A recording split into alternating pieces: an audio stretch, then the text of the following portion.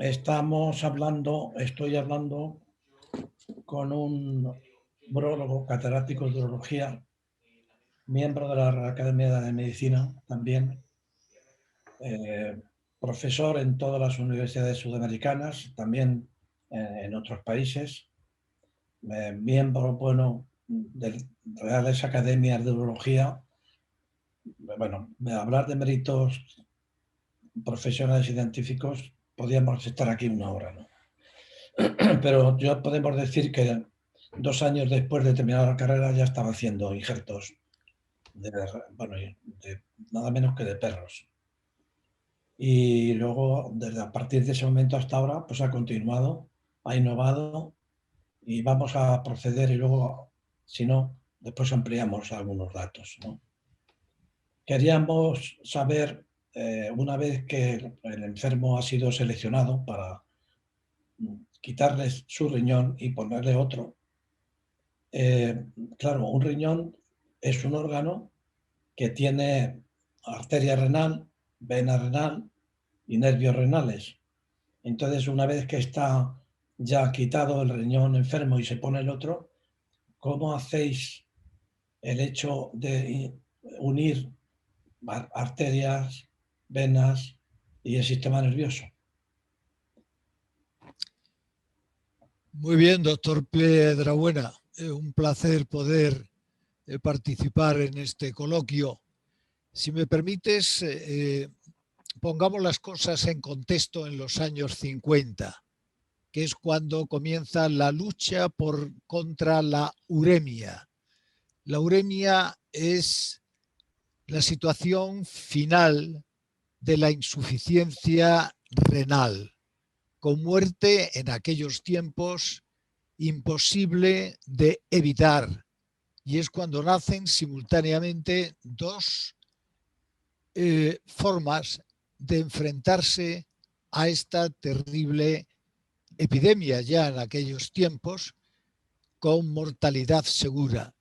La hemodiálisis, una obra fundamentalmente relacionada con Twin Kolff, un holandés que luego trabajó en Estados Unidos, y el trasplante de riñón, que se había iniciado en varios sitios simultáneamente, pero que era solo posible entre los gemelos univitelinos porque se ignoraba por completo lo que era fundamental, no tanto de la técnica quirúrgica, de la que vamos a hablar inmediatamente, sino la tolerancia al injerto. Ese era el rechazo del injerto renal, que era lo que realmente suponía una barrera insuperable en aquella época, donde la identidad inmunológica de los individuos solo se conocía por los grupos sanguíneos. Es decir, que se utilizaban para que se entienda de una manera muy sencilla que es tolerancia inmunológica, es lo mismo que las pruebas de paternidad.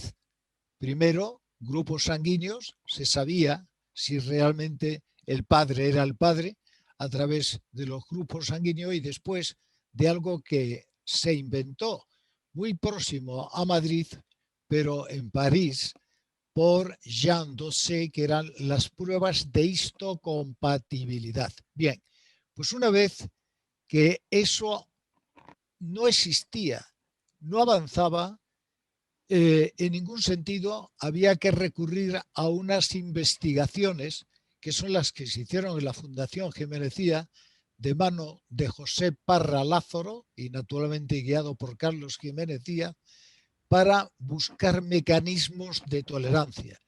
Hacíamos, y esto está muy de moda actualmente, trasplantes de médula ósea previa entre perros cruzados y luego el trasplante renal. ¿En qué consiste técnicamente?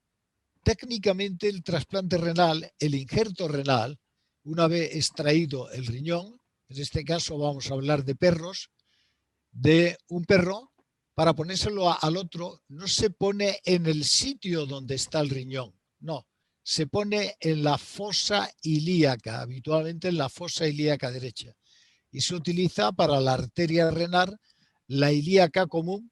En el perro hay una ilíaca común única, no como en el humano, donde hay ilíaca e hipogástrica, y luego la vena, en el perro, para hacer las cosas más fácil, la llevábamos directamente a cava, a la cava que está ahí en ese campo quirúrgico, y es una anastomosis que en aquella época los únicos que sabían algo de cirugía vascular eran los cirujanos cardíacos, que es con los que realmente empezamos a hacer esto en la Fundación Gimenecía, precisamente cuando éramos del mismo curso, estudiante. Es decir, estoy hablando de los años 58.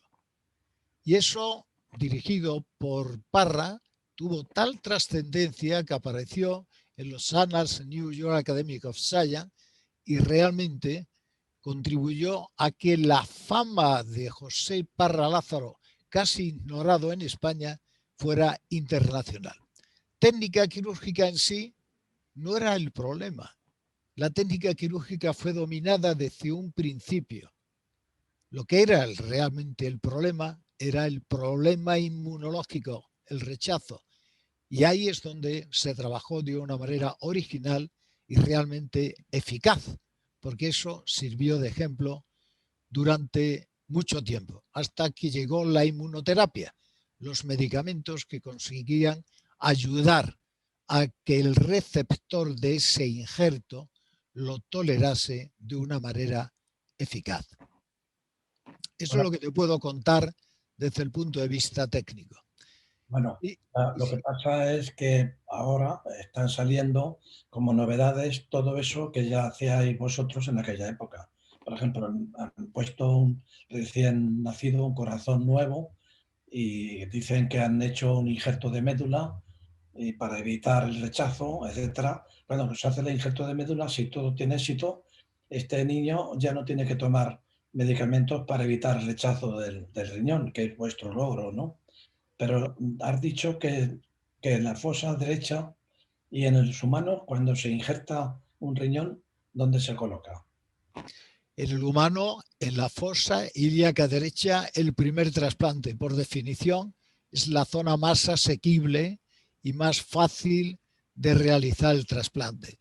Se ha escrito mucho sobre la técnica quirúrgica del trasplante, pero lo podemos simplificar.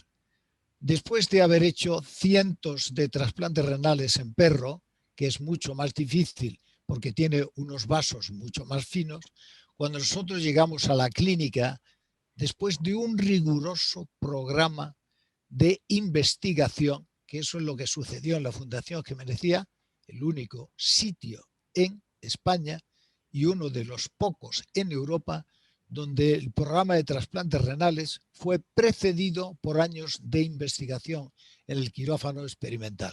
Para nosotros, hacer un trasplante, concretamente para mí, que hacía un trasplante de riñón en perro en 15 minutos, llegar a la clínica, llegar al humano, febrero de 1964, era realmente fácil. Es decir, las arterias, las venas son mayores, mayor calibre. Pero ciertamente en aquella época se sabía muy poquito de cirugía vascular y si se sabía algo era precisamente por parte de los urólogos que ya estaban haciendo cirugía vasculorenal por hipertensión. Es decir, desde el punto de vista técnico podríamos hablar ampliamente, pero lo que sí debe quedar claro es que el riñón no se coloca en el sitio del riñón del receptor, al que habitualmente no se le quitan sus riñones, que ya no valen para nada, son fibrosos, reducidos de tamaño, es decir, si el riñón tiene 12 centímetros de eje longitudinal, en el individuo urémico no llega a los 6 centímetros y es pura fibrosis, no hay una nefrona que funcione, aunque algunos mantienen todavía cierta diuresis. No lo solemos quitar a no ser que haya causa mayor, como la sospecha de algún tumor, y lo que hay que hacer es injertar el riñón en la fosa ilíaca derecha, arteria ilíaca común para la arteria y cava o ilíaca, vena ilíaca para la vena. y luego el ureter naturalmente a vejiga directamente, que queda muy cerquita en esa zona. Oye, una duda que tengo es, las células senescentes pueden estar emitiendo citoquinas proinflamatorias y proliferación. Entonces, evidentemente, un riñón que está en esas condiciones, ¿tú crees que puede ser un equivalente al efecto negativo de las células senescentes y que esté enviando sustancias proinflamatorias? Bueno, el riñón es al mismo tiempo un órgano endocrino. Es decir, Claro, ahí podríamos hablar largo y tendido, ¿no? claro. Justamente en esa época, imagina febrero del 64, es cuando se descubre de una manera definitiva el sistema renina-angiotensina-aldosterona como factor de hipertensión, ¿no? Eh, Podíamos seguir por ese camino. En este momento incluso hay trabajos de investigación sobre el seno renal, donde seguramente se produce una proteína, vamos a llamarla así, que tiene que ver con el envejecimiento, pero el envejecimiento sistémico. Es decir, pero ese es un tema que realmente no tiene nada que ver con lo que es el tratamiento de la uremia. Sin embargo, antes me has hecho una pregunta que no te he contestado, que era lo del trasplante de médula ósea como previo al trasplante de riñón, que además se acaba de producir un caso en el ambiente madrileño y ha salido en la prensa, según tengo entendido.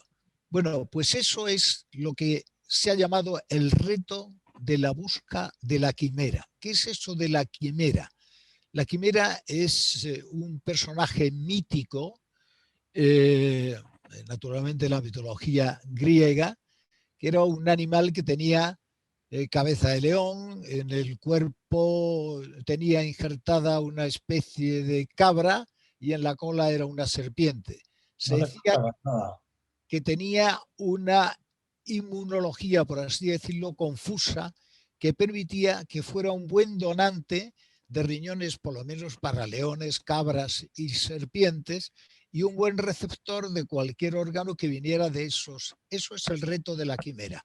Bueno, pues el reto de la quimera es lo que Parra investigó de una manera tan original y tan inicial en los años 50 finales, que pasó a la historia. Fíjate, por recordar cosas que realmente son atractivas, fue invitado a un congreso a París, al que yo le acompañé, donde coincidieron el primer trasplante de riñón que se había hecho en Boston, en el Peter Burn Brigham Hospital, y el primer trasplante de médula ósea entre univitelinos, entre hermanos univitelinos, porque no había manera de luchar contra el rechazo que no fuera esa. Y como Parra había hecho trasplante de médula ósea antes, el primer trasplante de médula ósea de Edward estaba allí para escuchar a Parra a ver qué es lo que decía de toda su experiencia. ¿Ves? Es la parte más interesante que había detrás de todo esto, era la parte de investigación biológica y de identidad inmunológica de los individuos. Ese es el reto de la quimera que hoy día persiste en trabajos que pueden ver patrocinados y dirigidos por Izpisua, Juan Carlos Izpisua, que va por otros caminos un poco más complejo, porque va buscando la raíz de las especies, lo que puede ser la hibridación entre células del hombre y células de mono, lo cual plantea unos problemas éticos y morales que no es el momento de comentar. Pero Oye, eso es la actualidad en este tema ¿qué preguntas? para estamos hablando de un sistema de estudio, de investigación, que como cualquiera que esté escuchando se da cuenta que hay muchísima ciencia, mucha biología detrás de todo esto que parece puramente mecánico. pero evidentemente esto se ha extendido a todo tipo de injertos de órganos. Supongo que injertos de corazón y todo funcionará de la misma manera sobre el punto de vista de rechazo inmunológico y estudios previos y posteriores, igual que en el riñón, me imagino, ¿no? Sí, efectivamente. Lo que pasa es que quien ha dirigido toda la investigación biológica, porque ha sido los más numerosos, ya hay millones de trasplantes de riñón, ha sido precisamente el trasplante de riñón, con el que se inicia la inmunoterapia con azatriopina, el famoso Imuran, es con el trasplante de riñón. Es decir, que cuando los trasplantes de órgano sólido llegan a la clínica, vienen precedidos por la experiencia del trasplante renal y todo lo que se ha ganado biológicamente en el trasplante renal es aplicable a los otros órganos. Vale, Diré, oye, ahora tú estás en ejercicio, no has dejado de practicar la medicina como yo y tienes tu consulta abierta y me parece que ahora te dedicas a una rama que es muy importante porque se trata de la salud del hombre. pues Bien, sí, verás, lo que sucede con la urología, que ha cambiado de una manera muy extraordinaria en los últimos años, es que nuestros pacientes actuales, la mayoría, y te diría que hasta el 80%, son varones y varones mayores. Como la población está envejeciendo, de pronto nos hemos encontrado que el 80% de los pacientes que aparecen en nuestras consultas son varones. Por supuesto, hay una urología pediátrica y una urología femenina, etcétera. Pero realmente el gran número de nuestros pacientes son varones mayores. Ya conoces muy bien lo que está pasando demográficamente. La pirámide etaria se ha achatado de tal modo que hay más varones mayores de 60 años en Europa que menores de 20 años. Es decir, que realmente nuestra responsabilidad está relacionada con el varón añoso, por resumirlo. Y en esto estamos copiando lo que los ginecólogos han hecho siempre con la mujer. Se dice que el ginecólogo es el generalista de la mujer desde los 14 años hasta que se muere, porque realmente la mujer deposita su confianza en el ginecólogo y lo hace muy bien, por supuesto, con la ayuda de otros especialistas cuando es necesario. Bueno, pues lo mismo nos está pasando en urología y eso pues lo descubres con el tiempo y por eso nosotros estamos dedicando ahora especial cuidado y atención al varón longevo. ¿Por qué?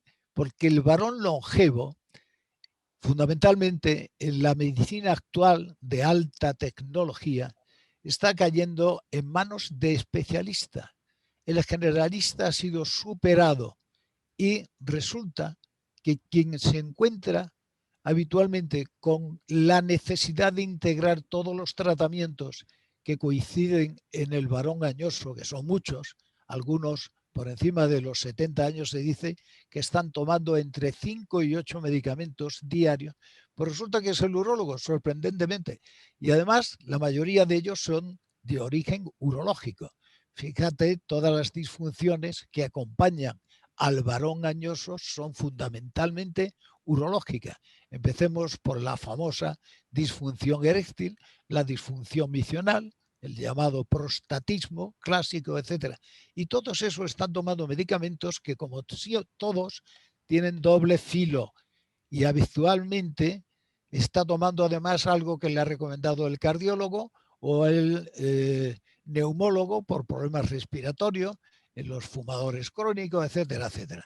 Y todo eso realmente nos lleva a la plurifarmacia del varón añoso, donde sorprendentemente el urólogo además tiene que indicar unos medicamentos que pueden tener interacciones positivas o negativas con los medicamentos que ya está tomando. Es decir, que la práctica médica de la urología somos fundamentalmente cirujanos, los urólogos, pero de pronto reconocemos que nuestra práctica médica tiene que ser ampliada y reconocida de algún modo distinto, porque consume mucho más tiempo que la práctica quirúrgica, sorprendentemente. Y ahí estamos desde una perspectiva de responsabilidades. Yo he sido el director de la Oficina de Estrategia y Planificación de la Asociación Europea de Urología, buscando ese camino de el urólogo y la longevidad masculina, que es una carga laboral que nadie conoce exactamente sus límites actuales, pero que va a ser descomunal en los próximos años. De modo que eso es el motivo por el que yo estoy en ese reto, que es sin duda muy interesante. O sea que lógicamente la mujer tiene claro que cuando, por ejemplo, entra en la menopausia, sí o sí tiene que ir al ginecólogo, que es el que tiene los remedios, ¿no? En este caso, deben ir, no, evidentemente, toda persona que haya cumplido, todo hombre que haya cumplido más de 60 años, tiene que ir a vosotros, a ti, para que tú tomes el mando de su salud masculina, ¿no? Tú presentaste en la Real Academia de Medicina un trabajo de investigación con otro colega, un compañero nuestro de la Clínica de la Concepción, sobre un medicamento que actúa vasodilatando las arterias a través del óxido nítrico y que, por tanto, este medicamento que se ha utilizado para los problemas de erección eréctil resulta que sirve para otras cosas que nos puedes contar en este momento. Pues sí, te lo puedo contar y además con gran entusiasmo y te diría perspectiva. Estamos hablando del primer medicamento que yo considero que es auténticamente anti-aging, ese medicamento mítico que se ha buscado mucho en el ambiente americano, el medicamento anti-envejecimiento. Ya sabes que hay muchas propuestas y todos los que se dedican a la medicina natural tienen las parafarmacias llenas de estos medicamentos. Bueno, pero el primero que científicamente ha conseguido que una de las disfunciones más comunes del varón añoso, que es la disfunción eréctil, sea corregida y por lo tanto abra unas perspectivas de disfrute de la longevidad distintas a las que existían antes, fue el sildenafilo, la famosa Viagra. Viagra se exploró inicialmente como un medicamento cardiotónico de mejoría vascular, de mejoría endotelial, y efectivamente lo ha demostrado, que es fundamentalmente eso, un excelente moderador del comportamiento vascular, del endotelio, que es el órgano, como sabes, más extenso que tenemos en todo el organismo. Bueno, pues la disfunción eréctil convirtió al pene en un órgano para explorar con sildenafilo lo que no se puede explorar en las coronarias porque es mucho más complejo. Inmediatamente los urólogos fuimos muy conscientes de que teníamos posibilidades de exploración e investigación en ese terreno al que le dedicamos, concretamente en nuestro caso, con el doctor López Farré, que es un investigador de la línea molecular del sildenafilo y de sus acciones, ¿no? Me gustaría recordar, por lo menos mencionarlo, que el óxido nítrico tiene su origen en las investigaciones de un nombre y apellido español, que es Salvador Moncada, un salvadoreño que, pero trabajando en Inglaterra, sospecha de que la parte final del estímulo vasodilatador endotelial no es los elementos neuromorales clásicos, sino algo más. Es un gas y es el óxido nítrico. Y efectivamente eso abrió unos caminos, que es lo que hace sildenafilo, que es que bloquea, por así decirlo, el consumo de óxido nítrico y potencia y mantiene la acción del óxido nítrico como efecto vasodilatador. Entonces, utilizando ese argumento, resulta que hemos progresado en urología, en investigación vascular, de una manera notabilísima. Y hemos conseguido que, bueno, concretamente en nuestro caso, recibimos una ayuda económica directamente de una beca internacional para proseguir nuestros estudios que se hicieron naturalmente con el doctor López Farré para la vía molecular y demostrando que el tratamiento continuado en dosis pequeñas de estos medicamentos tienen un efecto beneficioso sobre el sistema vascular, y me refiero al endotelio como tal, realmente extraordinario. De Y 5 gramos, ¿no? sí, sí,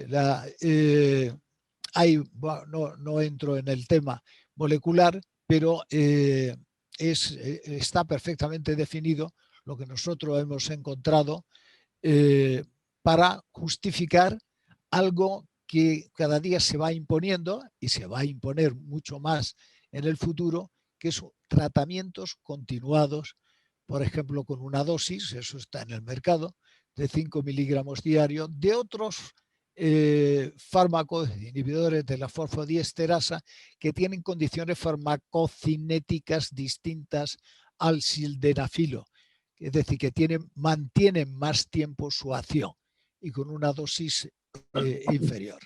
O De sea, modo que ahí hay un mundo realmente fantástico. Comprendes ahora por qué además tenemos argumentos biológicos para que los urólogos hayamos entrado en ese campo que ha sido tradicionalmente llamado de andrología, pero que es una parte fundamental de la urología, en ese campo andrológico de una manera mucho más eficiente que lo que hacíamos antes y que justifica que le dediquemos a la longevidad masculina el mejor deseo y el mejor esfuerzo para mantener al varón añoso entre lo que nos encontramos tú y yo con el mayor entusiasmo y dedicación. bueno, realmente la hipertensión es una enfermedad también del endotelio y hay varios síntomas que se podrían mejorar también con esta dosis de 5 miligramos de sildenafilo. Pero también incluso creo que en el asma y también se puede emplear para mejorar también la longevidad de la mujer, ¿o no? De la mujer no te puedo contestar porque no tenemos hecho ningún estudio, pero de las otras patologías te puedo contestar claramente, porque el óxido nítrico no es solo el endotelio, no solo está en el pene, es decir, que era el objetivo de la disfunción eréctil, el objetivo primario de estos medicamentos. El endotelio está en las coronarias también, es decir, que cuando utilizamos estas medicaciones estamos haciendo preservación de la salud coronaria, de la salud cardiovascular general, el sistema general, porque estamos permitiendo que el fenómeno de la vasodilatación, que es lo fundamental en el sistema vascular, se realice, ¿no? Y vasodilatación supone mayor flujo.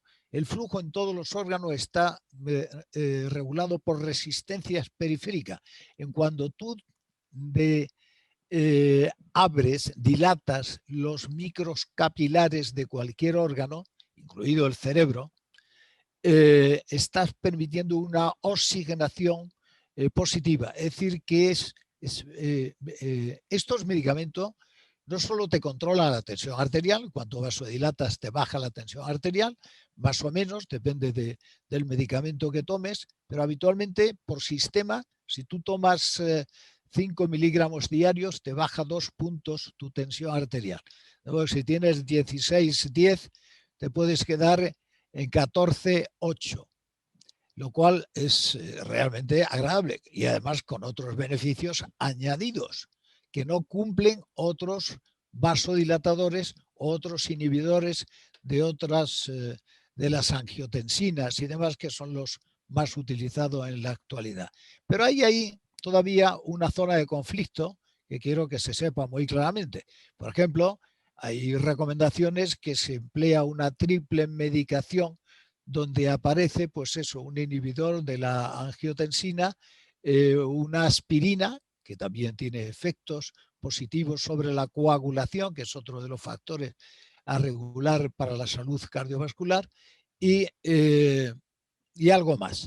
Y frente a eso, pues va creciendo poquito a poco el entusiasmo por los inhibidores de la fosfodiesterasa en general como objetivo que mejora esa oferta inicial de la triple medicación con un solo medicamento tomado, eso sí, de manera permanente, de manera crónica, como pasa con los otros tratamientos que son también de permanencia. No es para tomarlo 5 días, sino para tomarlo 5 o 10 años, que tiene también sus consecuencias cuando ya se tienen experiencias de larga duración, como está sucediendo ahora con algunos medicamentos, como conoces, con los protectores gástricos que toma todo el mundo, pero que antes los tomaba durante 1 mes o 2 meses y ahora hay gente que lleva 5 años tomándolo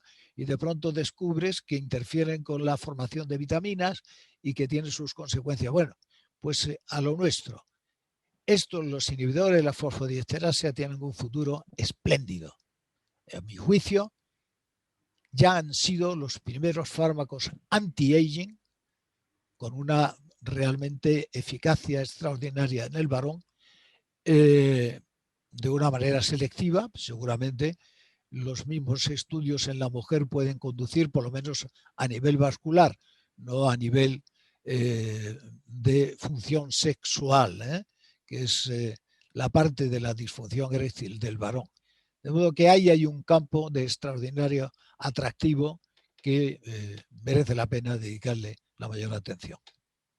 Bueno, terminamos. Cualquiera que vea esto se da cuenta de que ser cirujano no es sacar un bisturí y cortar y pegar. Hoy la cirugía tiene una investigación científica potentísima, como acabamos de escuchar aquí. Pero claro, todo esto se queda cortísimo y me gustaría volver a hacer otra entrevista. Ya fijaremos el tema, porque creo que es muy importante que en este momento donde los médicos están saliendo a la calle porque no son respetados por nadie, en un momento donde están estresados, mal pagados, con contratos provisionales que pueden estar durante años, etcétera, etcétera, yo creo que podría mejorar la imagen mucho, la imagen pública, el que supiera cómo se está haciendo en este momento la medicina, la ciencia que hay detrás de la medicina. Bueno, resumiendo, tú has sido profesor ¿en qué universidades? Invitado. Yo empecé de profesor en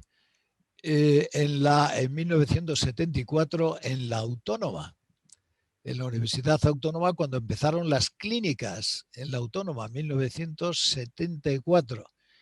Pero ya tenía una interesante experiencia docente en la Fundación Jiménez-Cía, porque ahí es donde empezaron el sistema de residencia no oficial todavía, pero yo pertenezco a la primera serie de los que hicimos una residencia que duró 5 años, que en mi caso se completó en California, en Los Ángeles, en UCLA.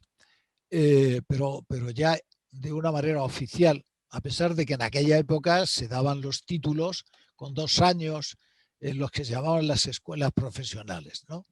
Esa es como empieza mi compromiso docente oficial en la Autónoma, donde he terminado siendo catedrático, primer catedrático en la historia de la Universidad Autónoma de Madrid, de urología, de cirugía urología.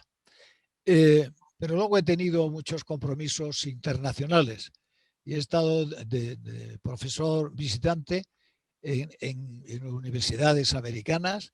He estado en la Universidad de Buffalo en Estados Unidos, en UCLA, en más de una ocasión, y en Sudamérica, pues yo creo que en todos los países de Sudamérica, incluido también Brasil. como profesor invitado. Bueno, luego he Bueno, y tenido... ahora, ¿qué pasa con los canadienses? ¿Y tú? Bueno, los canadienses es que en Canadá, sí, por supuesto, he estado varias veces invitado y es que hay un grupo ahí especial que me conoce desde hace mucho tiempo, tanto que me invitaron a participar en la revista canadiense y recientemente pues tienen una serie que se llama Leyendas en Urología y bueno, y generosamente han incluido mi nombre en Legends in Urology. Y bueno, pues eso naturalmente me agrada, ¿no? Pero te diría que fundamentalmente mi trabajo docente ha sido en Europa.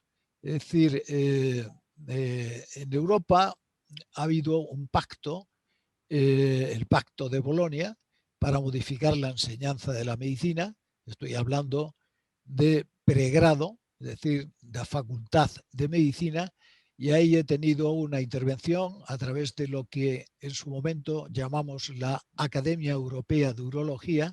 Importante, está todo publicado, el compromiso docente, donde, para resumirte, el currículum urológico, es decir, las asignatura de urología como disciplina académica durante el currículum del pregrado del estudiante de medicina de la Autónoma de Madrid ha sido modélico.